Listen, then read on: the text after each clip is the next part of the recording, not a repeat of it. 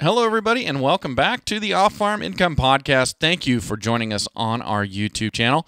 Well, today we are on episode number 731, and I get to speak with Kylynn Mallen, who's coming to us from Kansas State University. Now, she is a Missouri girl, but decided to go to school right across the border over there in Manhattan, and she's going to be talking to us about majoring in animal science, but then a totally different supervised agricultural experience that led her to a National Proficiency Award this year in horticulture and in nursery operations. Really interesting story. She's got a great business going, and she is now looking towards working with animals in her future and possibly being a veterinarian focused on reproduction and genetics. Really interesting stuff. Great interview. Let's get it going right now. Joining me today is Kylynn Mallen, and she's coming to us from Kansas State University in Manhattan, Kansas, but she just finished up high school last spring at Cameron High School in Cameron, Missouri, and now she is studying animal science and industry, and she is fresh off a win, a national proficiency win in nursery operations. Kylynn, welcome to the show. Thank you so much for coming on. Thanks for having me. You bet. I'm glad we got to connect, and I'm glad we get to speak. I have all these feelers out there on the internet trying to find great interviews for the show, and your name popped up the other day talking about your national proficiency win, and I read the article, and I said, yes, I would like to speak with this young lady.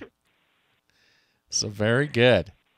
Well, let's do this. I would like to start off by just asking you a few questions about you, just so our audience can kind of get a feel for who they're listening to. Would that be all right with you?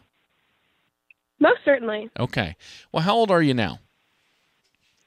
I am 18. Okay. And you are in your first semester at Kansas State? Yes, sir. All right.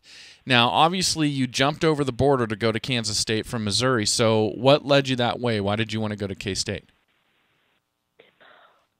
Well, I knew that I wanted to pursue agriculture after graduation, Mm-hmm. and I had so many options close to home. Obviously, there's the University of Missouri in Columbia, and I had looked at the University of Nebraska in Lincoln, Mm-hmm. and then my last stop was here at K-State in Manhattan. And from the moment I stepped on campus, I felt like I was at home. The people here are so welcoming, and the faculty are superb, and I thought that here would be the best place to excel and do what I want to do and to make good connections. Very good. Well, that's a big deal. You know, you're moving away from home for the first time. If you find a place that feels that comfortable, that's probably saying something. So, Kylynn, let me ask you about this. When you are not in Manhattan, when you're back at home in Missouri, are you on a farm or in town or something kind of in between? Well, I actually live in town, Mm-hmm. right on the edge of Cameron, but my family owns a farm right out a couple miles outside of town, and we're in the process in the next couple of years to sell our house in town and to actually move out to the country. So, Okay. really looking forward to that. So, is this farm something that's recently been acquired, or has it been in the family for some time?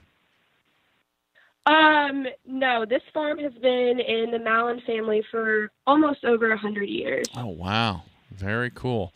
So what kind of farming goes on there? Is it livestock? Is it row crops? What do y'all do there? Well, actually, we have both. My dad is a row crop farmer. We grow corn and soybeans. Mm-hmm. And then we have 16 acres of cattle, Black Angus cattle. Okay. Very cool. So we're getting a little bit of an idea of where the interest in animal science comes from for you. Yes, sir. Very good. Well, now, how long have you been part of the FFA? I joined my freshman year of high school. Okay. And what brought you in? What made you want to join?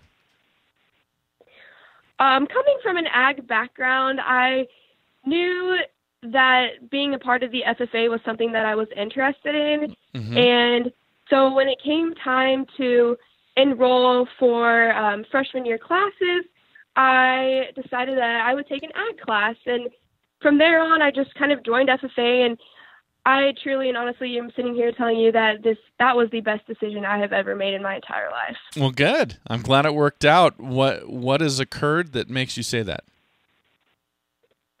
I have learned so many life skills and gained so much knowledge through the FFA that I don't think that anyone could have learned anything or anywhere else. And I owe it all to my two ag advisors. It's because without them, I probably wouldn't be half the person I am today. But yeah, I mean, I'm just really thankful for it, and I was honored to be able to represent Cameron and be a part of that for 4 years. So that is great. And over that time, how have you participated in the FFA? Obviously, there's career development events, there's your SAE, things like that. Have you done anything in terms of the officer team or other events surrounding your chapter? Yes, of course. So besides my SAE, I competed all 4 years on career development events. I was a member of the floriculture, agronomy, meats, and then poultry evaluation teams. I also placed second individual this past year at the state FFA convention, so that was a really big accomplishment as well. But besides that, I was also I served as the chapter reporter, the chapter vice president, and then topped it off with the chapter president my senior year of high school. Very cool. So you said you had a second place win at state. What was that? What category was that win in? What kind of competition? That was in poultry evaluation. Okay. Very interesting. Very interesting. So you get, how many chickens do you have to look at in a competition like that? So how it works is you have 2 classes of live birds, Okay. and then you have 1 class of turkey carcasses. There's 4 carcasses in each class, and then there's 4 birds in each class. So in the birds category, you have hens that you place 1, 2, 3, 4, and then you have broilers that you place 1, 2, 3, 4, and you give reasons over it, and then you check over like eggs. You identify. I don't know. It's a lot. It's a big process. It's about a 6-hour contest, give or take. Wow. Well, good for you. Yeah. You must have really known your stuff to take second in the entire state. I was 2 points behind first place, so that's 1 placing in a class. Oh, wow. To put it in perspective. Okay. Well, Yeah. Great job. What made you want to become an officer? What led you to being chapter president of your chapter? So I really think that my ag advisors had kind of pushed us to be leaders, and I think that's one thing that FFA does a really good job about is showcasing leadership. And from my freshman year, I looked up to that older group of officers, and I got to see all the things that they did, like they planned all of our chapter activities, and I was just really interested and thought I would like to see myself in that position one day, being a role model for the younger members. So I kind of took a chance my freshman year and loved it ever since. So very cool. Well, good for you. You've done so much already and so many accomplishments. It's exciting to see what'll be next for you as you go through your time at Kansas State. Yeah, I'm truly excited to see what I can accomplish in the next 4 years since what I've accomplished in the last 4. So very cool. Well, let's do this. I'd love to acknowledge your FFA advisors really quick. Who have those folks been for you? So Carmen Bowler and Chris Henderson, they're to me, or let me start off by saying, to any other kid, they're probably just an FFA advisor. But to me, they were like family. And they will always be family, and I'm pretty close with both of them still to this day. So they're pretty influential people in my life, and I'll be forever grateful to have them. Well, that was great. Thank you so much for mentioning them. And yeah, I think that's the first time. I mean, I've interviewed a lot of FFA students, and almost everybody says something like the advisor is pivotal in what I've done. They mean a lot to me. That is very, very common. This is the first time I've had anybody, other than when it truly is family, say they are family to me. That's very cool the way you describe that. Yep. That is great. Yeah, I am really thankful to have them in my life, and they've been through like everything with me. So I mean, That's great. Well, thank you for doing that. And Kylynn, really quick, I want to mention a great sponsor of mine. You raise cattle there in Missouri, and I'm sure that your father and you have worked with livestock handling equipment. And we've got a great sponsor, Powder River Livestock Handling Equipment, everybody. They have been manufacturing fantastic livestock handling equipment for well over 80 years now, starting out here in the West with some of the hardest to handle cattle you will ever find, cattle that only see humans once or twice a year and don't want to be anywhere near them, coming in off of these rangelands out here. And they have developed livestock handling equipment to handle those cows. We've got a Powder River squeeze chute sitting right out in our yard to treat our cattle, to work our cattle with, and Powder River panels, and you should too. Make sure your local farm and ranch retailer knows you want Powder River in their yard so you can buy these great products and let them know that Matt Breckwald from the Off Farm Income Podcast sent you to them. It's powderriver.com, everybody. Check them out. All right, Kylynn, I should have asked you if I'm sure you use squeeze chutes and panels and all of that for your cattle there on your that 16 acres you've got set aside. Yes, sir. Yeah, absolutely. All right. Well, and if you're studying animal science, sooner or later you're going to be in a beef production class where you're going to be doing that type of stuff. I'm looking forward to it. All right. Well, let's talk about your supervised agricultural experience. So I think we've alluded to it already, but what was it and what have you been doing? Yes, so I competed in a couple of different areas. So I leased 50% of my parents' greenhouse operation. And with that, I ordered my own cuttings and plugs. I maintained them, and then I sold them when the greenhouse opened for the season. I watered, I fertilized, I practiced insect control, pretty much anything, fixed broken pipes. I mean, you name it, I probably did it. So interesting. So your parents, they already had an existing greenhouse operation that was complementing everything else they do? Yes. So about 6 years ago, yeah. My mom, who had managed a local title company, decided that she really needed a new venture in her life. Okay. And so she quit the title company and bought greenhouses. And from there, that was about my 7th grade year. So 7th and 8th grade, I spent the summers or from January to July working at the greenhouse. And those 2 years were really crucial because I really learned about all of the tricks of the trade and how to manage the business. So when my freshman year came around, I knew exactly what I wanted to do for my SAE project, no doubt. And from there, it bloomed, literally, like no pun intended. So, I was allowed to rent 10 of 15 and then 50% of it to manage on my own. And I mean, you see where it's brought me, and I've learned a lot through it, and I've grown to love everything about the greenhouse business. So very cool. Well, first of all, whenever you make a great pun like that, you've got to say pun intended. It just demonstrates how clever you are. All right. Well, tell me about developing your business. So how does your business work? Where do you find your customers? Explain that part to us. Yes. So the greenhouse operation side normally begins in January, like the end of January, beginning of February. That's when all of the flowers come in. So my cuttings come in the end of January mostly, and then my plugs will come in a few weeks after that. And from there, I just grow them, make sure that they stay healthy. And then normally the greenhouse opens about the second week of April.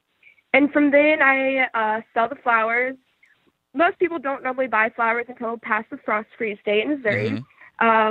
And then after that, I keep the greenhouse open until about July. Normally temperatures are too hot for the flowers to survive at that point. And from there on out, the greenhouse gets cleaned, I inventory, and then before you know it, August is back around and you have to order plants for the next year. So it's really a repeating cycle every year. How do you find the customers to buy your flowers? So I believe that a good business has even better marketing strategies. And with that, I have a mailing list in the greenhouse. So a postcard is sent out to all of my customers that have filled out their email address, phone number, home address, all of that good stuff. And on that postcard, it says like our opening date and specials that we have going on. And I also have a Facebook and an Instagram, as well as I have ads in the newspapers for the older generations who aren't as technology advanced as the younger generations. I also have a punch card, which, so I don't know how many stores still use them nowadays, but so my plants are normally grown in 4.5-inch rounds. Normally annual plants are grown in them. And for every 10 of those that you buy, you normally get one free. Okay. It's just kind of a way to keep customers to come back. And I normally turn over cards from previous years, and I can't tell you how many times I've had women lose all their cards in their purses, and they've had like 5 at the end of the season that they have to use. But yeah. Very cool. Well, you are doing a lot to market. You must have studied up on how to do some of these methods. Well, I mean, I'm a younger generation, so I kind of know how the whole social media thing works. Sure. So, but newspaper ads and punch cards, that's not something that kind of goes along with that, is it? Not really. I had some help from my mom. She's good with those kind of things, and the punch cards were kind of a good idea of hers. But the newspaper ads, we have a little local newspaper, and I know a lot of the older generation still read it, like my grandparents. So I kind of wanted to attract all ages, and that was a great way to do it. Great. Now, is there a name for your business? Yes, it's called Just Bloomin. Just Bloomin. See, you said earlier, no pun intended, but look at what you just did again. That's got to be on purpose. Oh, that's a great business name. Good for you. Well, that's interesting. And so here you are now. You've finished high school. Your SAE is over, or is it? Are you going to be competing? I mean, you won national proficiency. So, are you going to be competing at the next level this coming convention in 2020? Actually, unfortunately, my SAE has come to an end. Okay. National convention is as far as you can get. However, I will hopefully be attending next year's national convention back in Indianapolis, hopefully receiving my American degree. Oh, good for you. That is fantastic.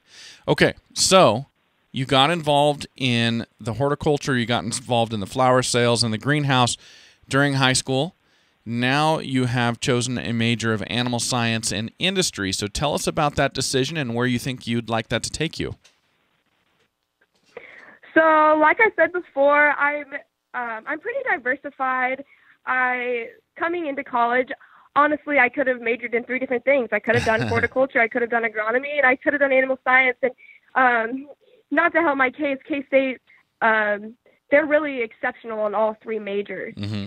So it was really hard for me to choose something that I could see myself doing for the rest of my life. And although I could see myself being involved in horticulture for the rest of my life, I really, really, really like animals. And when I say I like animals and people both, because I deal with people every day in my own business. Sure. But I really like helping animals and learning about animals. And that's something that really I was intrigued about and kind of decided that's the path I wanted to take. So with that, hopefully after my 4 years here, I would like to get into vet school. And I would like to work on like the research and the genetics and the repro side of that industry. Very cool. Well, that is a heck of a goal. I started out pre-vet, and I think it took me about 4 semesters to realize I was not talented enough to do that. So good for you. My hat's off to you. Thank you. You bet. Well, this has been great, Kylynn. I would love to ask you before we part ways here, for another student who's out there and they're looking to kind of find their niche, or they're looking to explore what it is that they're gonna enjoy in the FFA, what advice would you have for them on finding that? My biggest advice would to be step outside of your box, take risks, because you never know unless you try, and you'll always regret not trying. I've taken many risks throughout my 4 years of FFA and in life in general, and sometimes you don't always get what you want, but I feel like everything is a good lesson, and you always learn important things whether you realize it or not. So take that risk and try new things, because I promise you probably won't regret it. Awesome. That is great advice. Kylynn, I've really enjoyed speaking with you. Thank you so much for coming on and sharing this with us today. Thank you for having me, Matt. Well, thank you for joining us, everybody. I hope you enjoyed that interview with Kylynn. I know I did. And as always, we hope you will join us again and enjoy your journey to the ultimate lifestyle business, agriculture.